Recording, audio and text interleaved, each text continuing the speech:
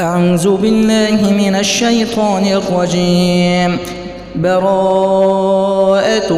من الله ورسوله إلى الذين عاهدتم من المشركين فسيحوا في الأرض 4 أشهر واعلموا أنكم غير معجز الله وأن الله مخزي الكافرين. وأذان من الله ورسوله إلى الناس يوم الحج الأكبر أن الله بريء من المشركين رسوله فإن تبتم فهو خير لكم وإن توليتم فاعلموا أنكم غير معجز الله وبشر الذين كفروا بعذاب أليم. إلا الذين عاهدتم من المشركين ثم لم ينقصوكم شيئا ولم يظاهروا عليكم أحدا فأتموا إليهم عهدهم إلى مدتهم إن الله يحب المتقين. فإذا انسلخ الأشهر الحرم فاقتلوا المشركين حيث وجدتموهم وخذوهم واحصروهم واقعدوا لهم كل مرصد. فإن تابوا وأقاموا الصلاة وآتوا الزكاة فخلوا سبيلهم إن الله غفور رحيم. وإن أحد من المشركين استجارك فأجره حتى يسمع كلام الله ثم أبلغه مأمنه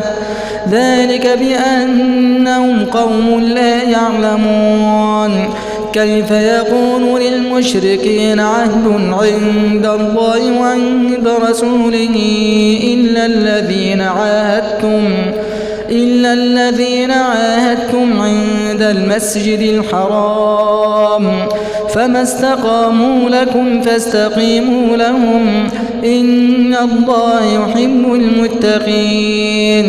كيف وإن يظهروا عليكم لا يرقبوا فيكم إلا ولا ذمة يرضونكم بأفواههم وتأبى قلوبهم وأكثرهم فاسقون. اشتروا بآيات الله ثمنا قليلا فصدوا عن سبيله إنهم ساء ما كانوا يعملون. لا يرقبون في مؤمن إلا ولا ذمة وأولئك هم المعتدون. فإن تابوا وأقاموا الصلاة وآتوا الزكاة فإخوانكم في الدين ونفصل الآيات لقوم يعلمون. وإن نكثوا أيمانهم من بعد عهدهم وطعنوا في دينكم فقاتلوا أئمة الكفر إنهم لا أيمان لهم لعلهم ينتهون. ألا تقاتلون قوما نكثوا أيمانهم وهموا بإخراج الرسول وهم بدؤوكم أول مرة أتخشونهم فالله أحق أن تخشوه إن كنتم مؤمنين. قاتلوهم يعذبهم الله بأيديكم ويخزهم وينصركم عليهم ويشف صدور قوم مؤمنين ويذهب غيظ قلوبهم ويتوب الله على من يشاء والله عليم حكيم. أم حسبتم أن تتركوا ولما يعلم الله الذين جاهدوا منكم ولم يتخذوا من دون الله ولا رسوله ولا المؤمنين وليجة والله خبير بما تعملون. ما كان للمشركين أن يعمروا مساجد الله شاهدين على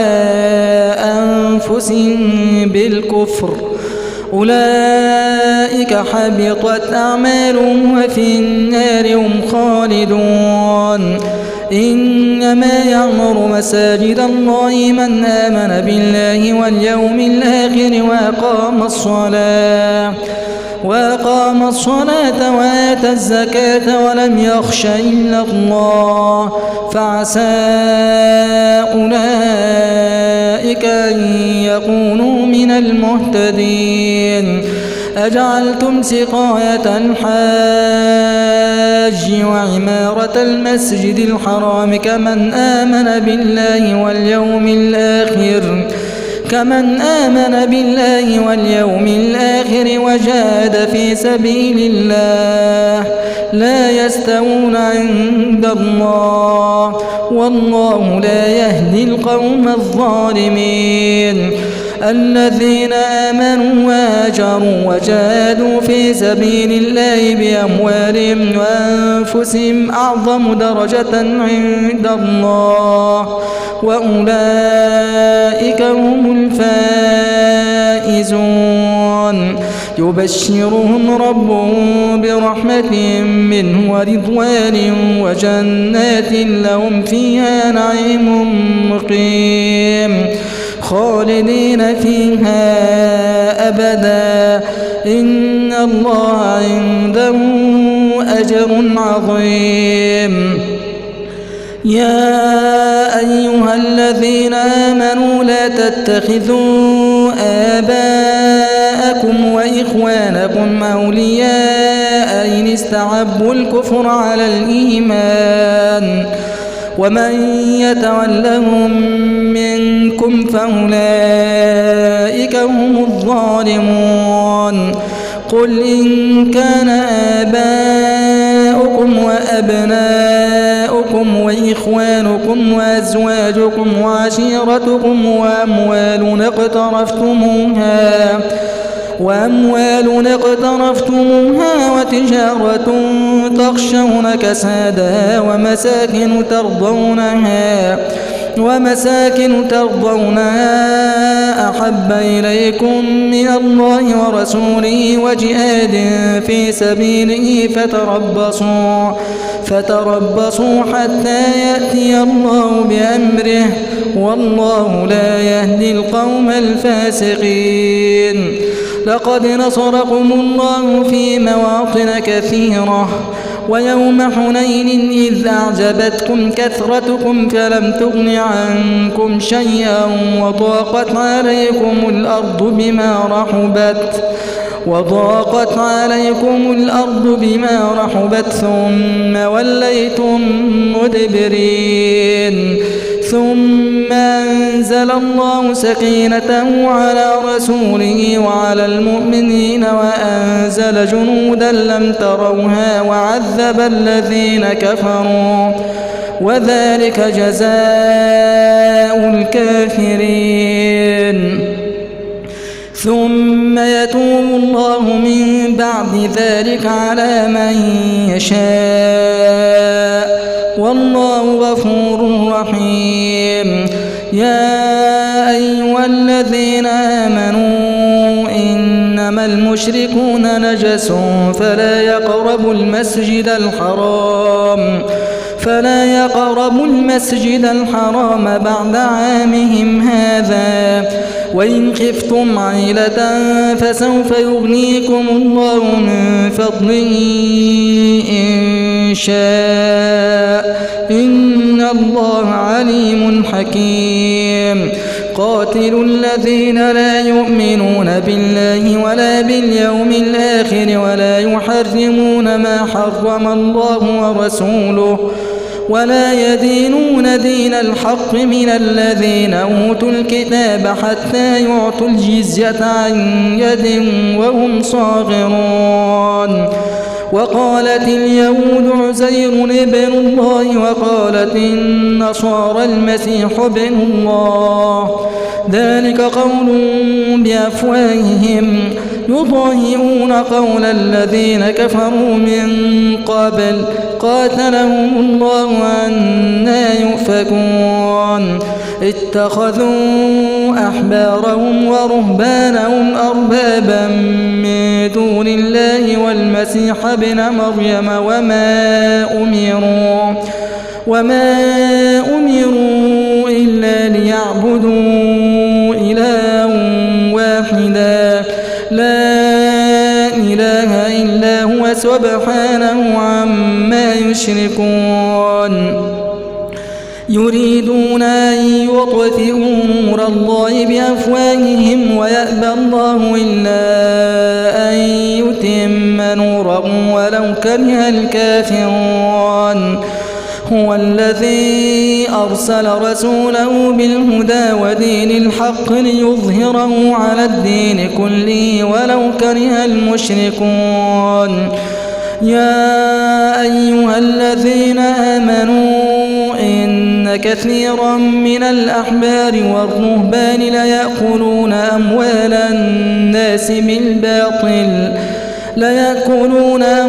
الناس بالباطل ويصدون عن سبيل الله والذين يكنزون الذهب والفضة ولا ينفقونها في سبيل الله فبشرهم بعذاب أليم يوم يحمى عليها في نار جهنم فتكوى بها جباههم وجنوبهم وظهورهم هذا ما كنزتم لأنفسكم فذوقوا ما كنتم تكنزون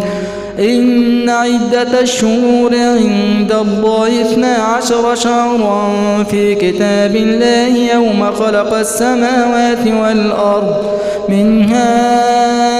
4 حرم ذلك الدين القيم فلا تظلموا فيهن أنفسكم وقاتلوا المشركين كافة كما يقاتلونكم كافة واعلموا أن الله مع المتقين إنما النسيء زيادة في الكفر يضل به الذين كفروا يحلونه عاما ويحرمونه عاما ليواطئوا عدة ما حرم الله فيحلوا ما حرم الله زين لهم سوء أعمالهم والله لا يهدي القوم الكافرين يا أيها الذين آمنوا ما لكم إذا قيل لكم انفروا في سبيل الله اثاقلتم إلى الأرض أرضيتم بالحياة الدنيا من الآخرة فما متاع الحياة الدنيا في الآخرة إلا قليل إلا تنفروا يعذبكم عذابا أليما ويستبدل قوما غيركم ولا تضروه شيئا والله على كل شيء قدير إلا تنصروه فقد نصره الله إذ أخرجه الذين كفروا ثاني اثنين إذ هما في الغار إذ يقول لصاحبه لا تحزن إن الله معنا فأنزل الله سكينته عليه وأيده بجنود لم تروها وجعل كلمة الذين كفروا السفلى وكلمة الله هي العليا والله عزيز حكيم انفروا خفافا وثقالا وجاهدوا بأموالكم وأنفسكم في سبيل الله ذلكم خير لكم إن كنتم تعلمون لو كان عرضا قريبا وسفرا قاصدا لاتبعوك ولكن بعدت عليهم الشقة وسيحلفون بالله لو استطعنا لخرجنا معكم يهلكون أنفسهم والله يعلم إنهم لكاذبون عفى الله عنك لما أذنت لهم حتى يتبين لك الذين صدقوا وتعلم الكاذبين لا يستأذنك الذين يؤمنون بالله واليوم الآخر أن يجاهدوا بأموالهم وأنفسهم والله عليم بالمتقين إنما يستأذنك الذين لا يؤمنون بالله واليوم الآخر وارتابت قلوبهم فهم في ريبهم يترددون ولو أرادوا الخروج لأعدوا له عدة ولكن كره الله بعاثهم فثبطهم وقيل اقعدوا مع القاعدين لو خرجوا فيكم ما زادوكم إلا خبالا ولأوضعوا خلالكم يبغونكم الفتنة وفيكم سماعون لهم والله عليم بالظالمين لقد ابتغوا الفتنة من قبل وقلبوا لك الأمور حتى جاء الحق وظهر أمر الله وهم كارهون ومنهم من يقول ائذن لي ولا تفتني ألا في الفتنة سقطوا وإن جهنم لمحيطة بالكافرين إن تصبك حسنة تسؤهم وإن تصبك مصيبة يقولوا قد أخذنا أمرنا من قبل ويتولوا وهم فرحون قل لن يصيبنا إلا ما كتب الله لنا هو مولانا وعلى الله فليتوكل المؤمنون قل هل تربصون بنا إلا إحدى الحسنيين ونحن نتربص بكم أن يصيبكم الله بعذاب من عنده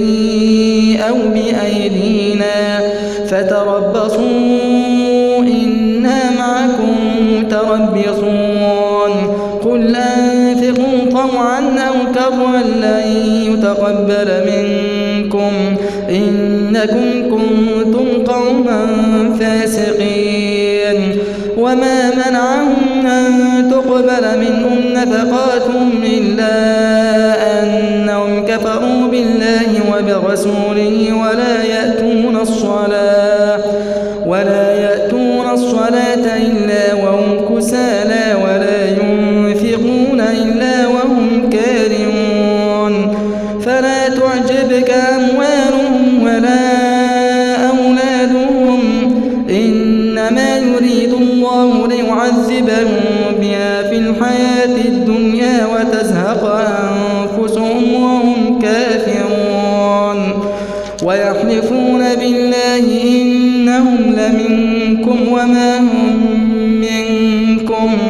ولكنهم قوم يفرقون لو يجدون ملجأ أو مغارات أو مدخلا لولوا إليه وهم يجمحون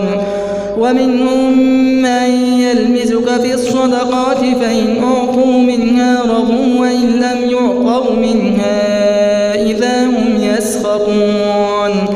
ولو أنهم رضوا ما آتاهم الله ورسوله وقالوا حسبنا الله سيؤتينا الله من فضله ورسوله إنا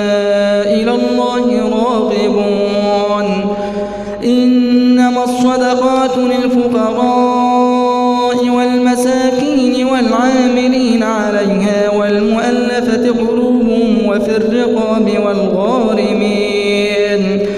وفي الرقاب والغارمين وفي سبيل الله وابن السبيل فريضة من الله والله عليم حكيم. ومنهم الذين يؤذون النبي ويقولون وأذن قل أذن خير لكم يؤمن بالله ويؤمن للمؤمنين ورحمة للذين آمنوا منكم والذين يؤذون رسول الله لهم عذاب أليم. يحلفون بالله لكم ليرضوكم والله ورسوله أحق أن يرضوه إن كانوا مؤمنين. ألم يعلموا أنه من يحادد الله ورسوله فأن له نار جهنم خالدا فيها ذلك الخزي العظيم. يحذر المنافقون أن تنزل عليهم سورة تنبئهم بما في قلوبهم قل استهزئوا إن الله مخرج ما تحذرون. ولئن سألتهم ليقولن إنما كنا نخوض ونلعب قل أبالله وآياته ورسوله كنتم تستهزئون. لا تعتذروا قد كفرتم بعد إيمانكم إن نعف عن طائفة منكم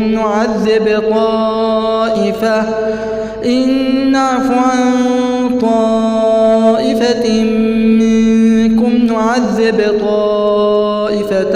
بأنهم كانوا مجرمين. المنافقون والمنافقات بعضهم من بعض يأمرون بالمعروف وينهون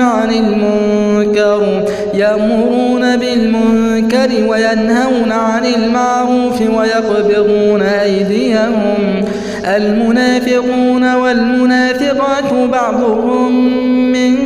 بعض يأمرون بالمنكر وينهون عن المعروف ويقبضون أيديهم. نسوا الله فنسيهم إن المنافقين هم الفاسقون.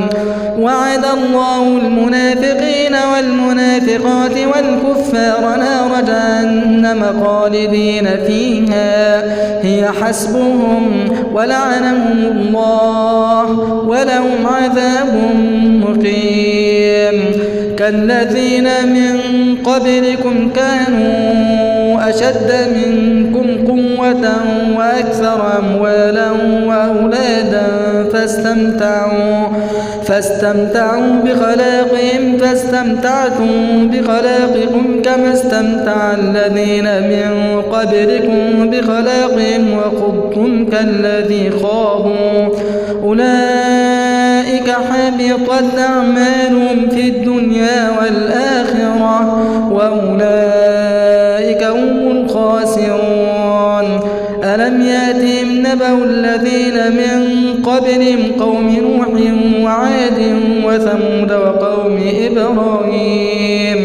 وقوم إبراهيم وأصحاب مدين والمؤتفكات أتتهم رسلهم بالبينات فما كان الله ليظلمهم ولكن كانوا أنفسهم يظلمون. والمؤمنون والمؤمنات بعضهم أولياء بعض يأمرون بالمعروف وينهون عن المنكر ويقيمون الصلاة ويؤتون الزكاة ويطيعون الله ورسوله أولئك سيرحمهم الله إن الله عزيز حكيم.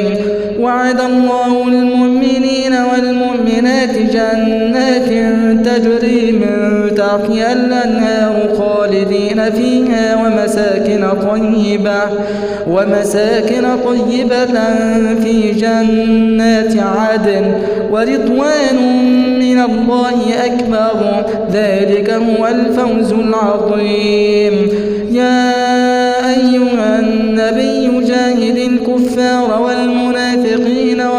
عليهم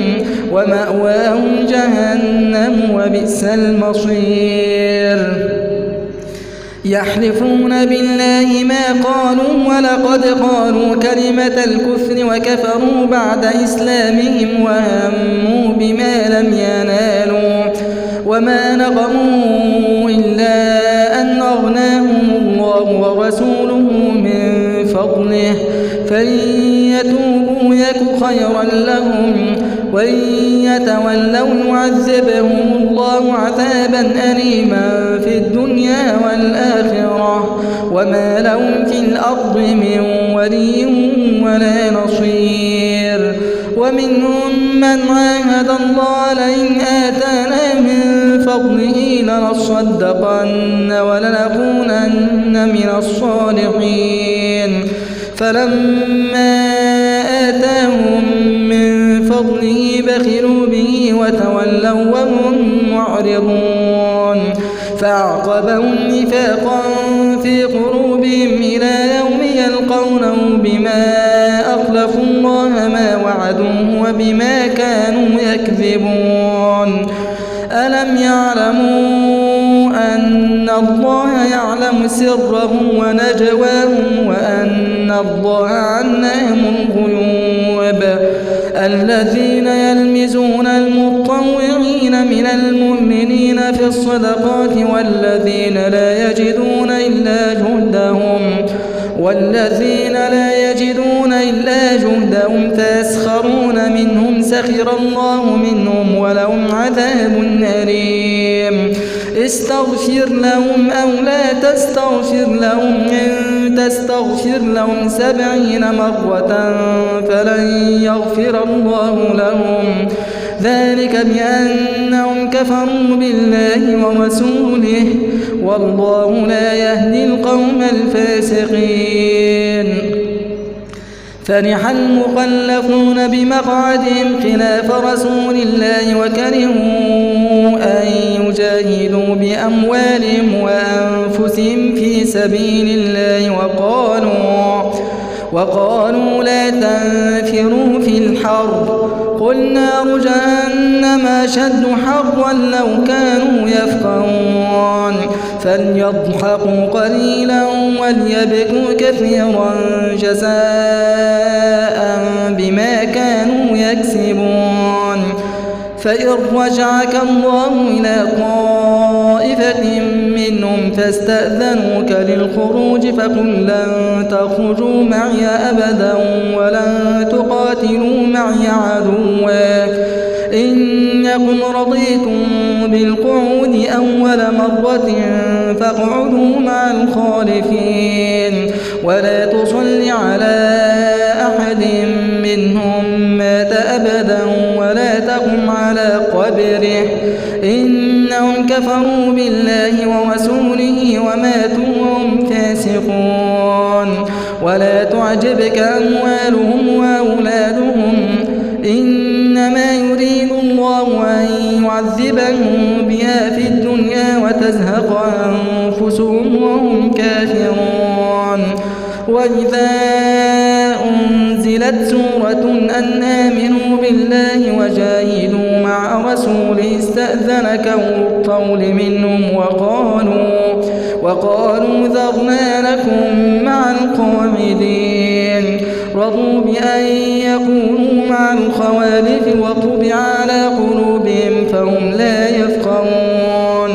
لكن الرسول والذين آمنوا معه جاهدوا بأموالهم وأنفسهم وأولئك لهم الخيرات وأولئك هم المفلحون. أعد الله لهم جنات تجري من تحتها الأنهار خالدين فيها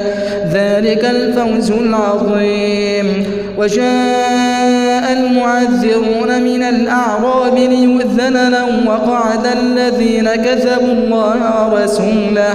سيصيب الذين كفروا منهم عذاب أليم. ليس على الضعفاء ولا على المرضى ولا على الذين لا يجدون ما ينفقون حرج إذا نصحوا لله ورسوله ما على المحسنين من سبيل والله غفور رحيم. ولا على الذين إذا ما أتوك لتحملهم قلت لا أجد ما أحملكم عليه تولوا وأعينهم تفيض من الدمع حزنا ألا يجدوا ما ينفقون.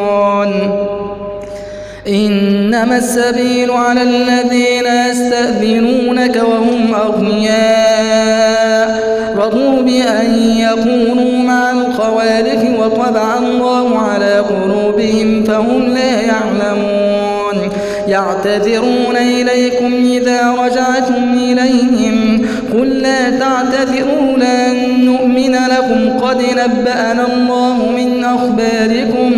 وسيرى الله عملكم ورسوله ثم تردون إلى عالم الغيب والشهادة فينبئكم بما كنتم تعملون. سيحلفون بالله لكم إذا انقلبتم إليهم لتعرضوا عنهم فأعرضوا عنهم إنهم رجس ومأواهم جهنم جزاء بما كانوا يكسبون. يحلفون لكم لترضوا عنهم فإن ترضوا عنهم فإن الله لا يرضى عن القوم الفاسقين. الأعراب أشد كفرا ونفاقا وأجدر أن لا يعلموا حدود ما أنزل الله على رسوله والله عليم حكيم. ومن الأعراب من يتخذ ما ينفق مغرما ويتربص بكم الدوائر عليهم دائرة السوء والله سميع عليم. ومن الأعراب من يؤمن بالله واليوم الآخر ويتخذ ما ينفق قربات عند الله وصلوات الرسول ألا إنها قربة لهم سيدخلهم الله في رحمته إن الله غفور رحيم. والسابقون الأولون من المهاجرين والأنصار والذين اتبعوهم بإحسان رضي الله عنهم ورضوا عنه وأعد لهم جنات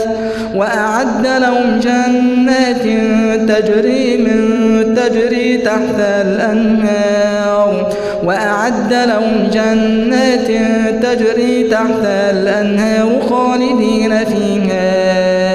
أبدا ذلك الفوز العظيم.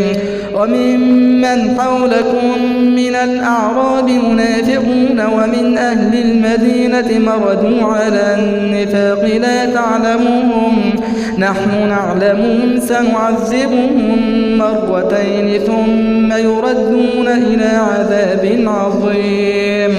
وآخرون اعترفوا بذنوبهم خلقوا عملا صالحا وآخر سيئا عسى الله أن يتوب عليهم إن الله غفور رحيم. خذ من أموالهم صدقة تطهرهم وتزكيهم بها وصل عليهم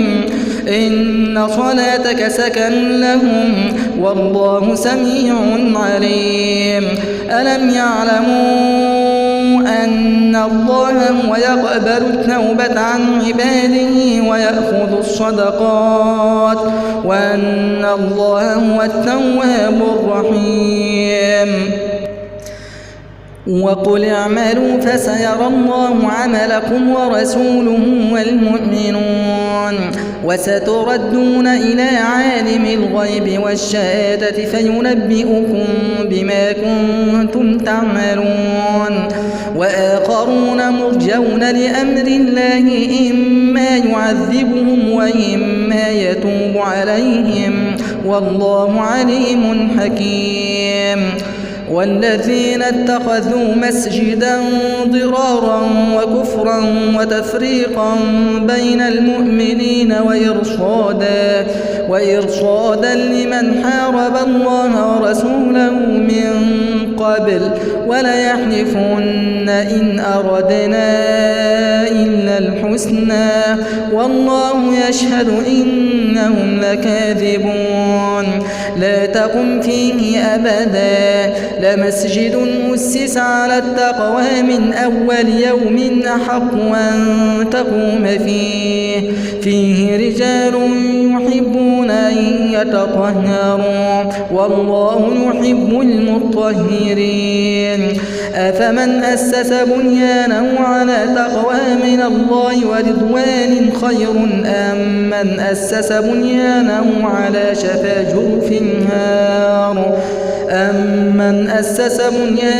على شفا جرف نار فانهار به في نار جهنم والله لا يهدي القوم الظالمين لا يزال بنيانهم الذي بنوا ريبة في قلوبهم إلا أن تقطع قلوبهم والله عليم حكيم إن الله اشترى من المؤمنين أنفسهم وأموالهم بأن لهم الجنة يقاتلون في سبيل الله فيقتلون ويقتلون وعدا عليه حقا في التوراة والإنجيل والقرآن ومن أوفى بعهده من الله فاستبشروا ببيعكم الذي بايعتم به وذلك هو الفوز العظيم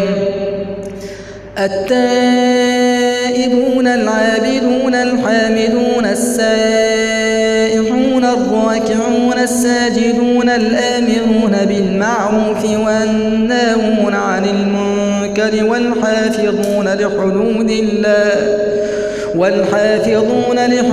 الله وبشر المؤمنين ما كان للنبي والذين آمنوا أن يستغفروا للمشركين ولو كانوا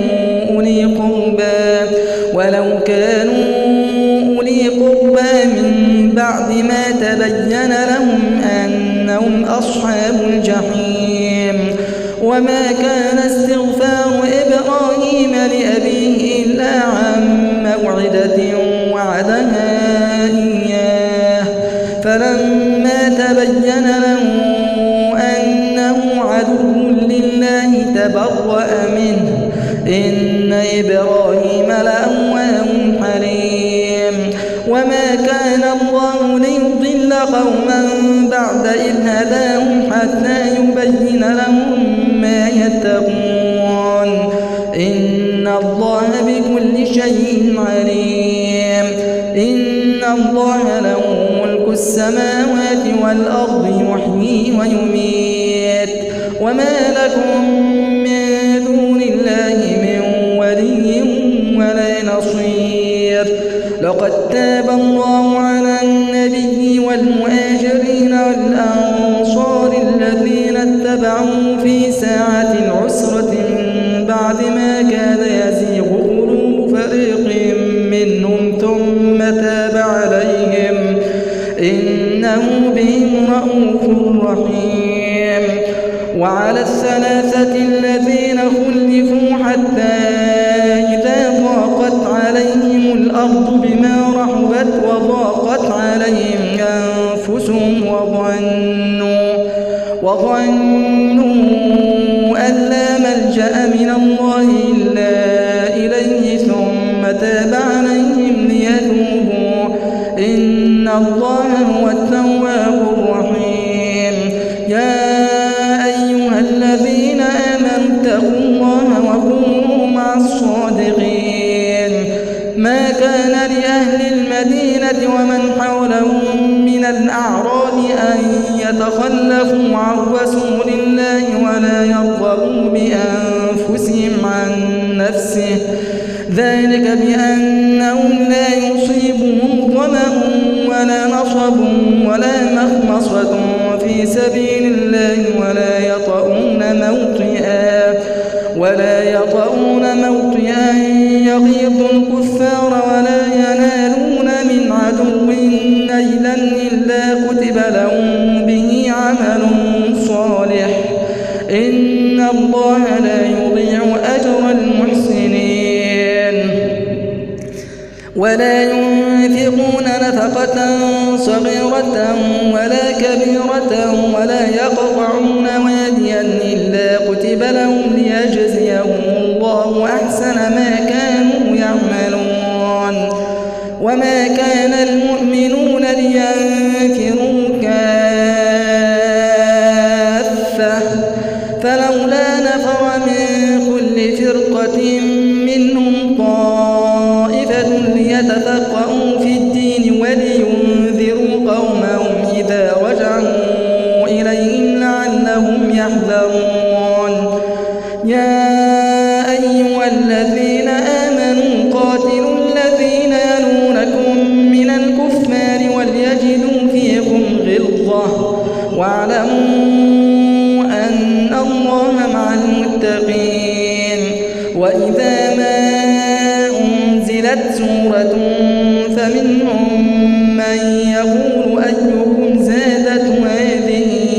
إيمانا فأما الذين آمنوا فزادتهم إيمانا وهم يستبشرون وأما الذين في قلوبهم مرض فزادتهم رجسا إلى رجسهم وماتوا وهم كافرون أولا يرون أنهم يفتنون في كل عام مرة أو مرتين ثم لا يتوبون ولا هم يذكرون وإذا ما أنزلت سورة نظر بعضهم إلى بعض هل يراكم من أحد ثم انصرفوا صرف الله قلوبهم بأنهم قوم لا يفقهون لقد جاءكم رسول من أنفسكم عزيز عليه ما عنتم حريص عليكم بالمؤمنين رؤوف رحيم فإن تولوا فقل حسبي الله لا إله